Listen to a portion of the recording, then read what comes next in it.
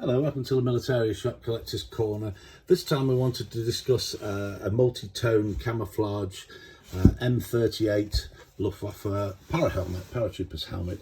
And I want to start by just looking at the exterior and the shape. And I realise that it'll look a bit odd under these lights, and sometimes people say these are very small helmets that we're showing. They're not actually, they're normal size, but they just seem to come out that way.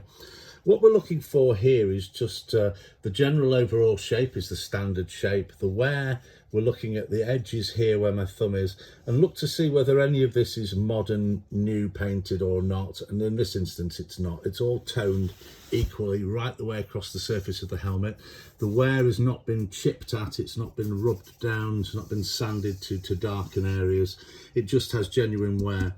And the wear on the top is normally associated with a helmet being picked up and put down by its owner over a period of time. And as you can see, you've got the original colour underneath, and then you've got these overlay colours, a sort of tan colour, and then a green colour has been applied in spray splotches on it. So it's been an original grey green, then a tan, and then it's had this applied, which could possibly, it's hard to tell, we'd never know, but it could mean that it was issued, then the person, the wearer, went to a tropical sort of northern southern European country like Italy, or one of those countries where the tan was sort of prolifically used as a vehicle paint. And then maybe he's come to Normandy with one of the regiments that came to Normandy, and he's added the more sort of green camouflage, which would be in keeping with the bocage and the places like you know, northern Europe rather than southern Europe. But overall, this has a great patina to it, and patina is a word we use an awful lot, and we really use it to describe the way that the metal has aged and fatigued, and how the paints blend onto that. And what you're looking for with this, something like this, is a seamless blend between colours to rust or to exposed metal. And in this case, you can see there's no variation between those. There's almost a seamless green to tan to dark green to metalwork, and it's just indicative of a lot of use, a lot of combat use. They wouldn't be doing this in any other conditions than combat use. And then have a look at the pins on a helmet. If you've got a Fallschirmjäger helmet that you're thinking of buying, always look to see, it's always a nice thing if you can see some of the original paint still on the pins, and the fact that where they haven't got paint on the pins, they have an equal patina or amount of wear as the rest of the helmet has. Now in this instance, you can see there that there's a bit of the a little splodge of the tan paint, and there's the same again there. And if we look at the other ones, we have the same again there. So all the evidence is pointing to this having been well painted at the time, and then that paint, due to combat, has come off over a period of time.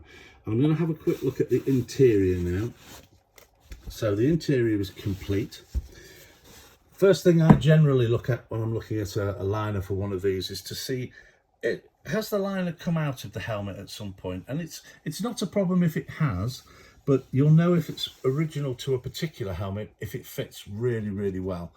There are little places where there's a little bit of a bump, but generally you would say that was a really great fit. And the chances are that this liner has probably never been out of the helmet, because it's hard to get the liner out in the first instance without some sort of prying and playing with the elements to get it out, and that generally damages the ridge.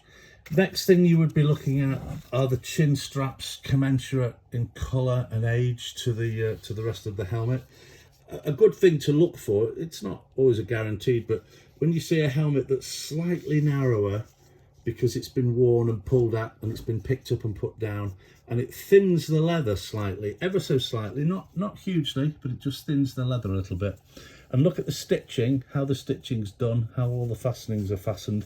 Make sure that the wear it's got seems sensible. It's not been applied by somebody with an abrasive material or anything like that. So a nice chin strap like that, even wear both sides. And also leatherwork, if it's been looked after, tends to be quite flat and floppy. It's just something that leather does if it's been kept in good dry conditions.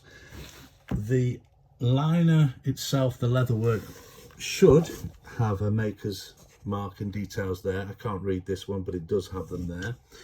The stitching around the edge and the stitching there, consistent with age.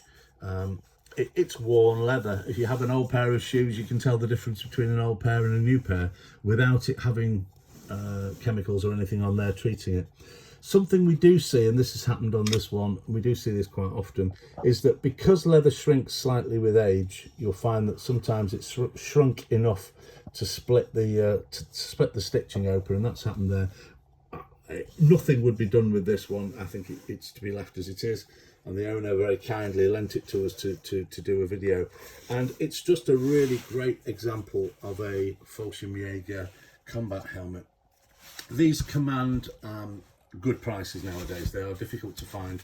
Originals are even more difficult to find, and a camouflage one is always getting towards the top of the tree. I couldn't tell you what this one's worth, but I know that it's not for sale. But anyway, I thought I'd share that with you. We were able to borrow that, and it's just a great example of the German Paratrooper helmet.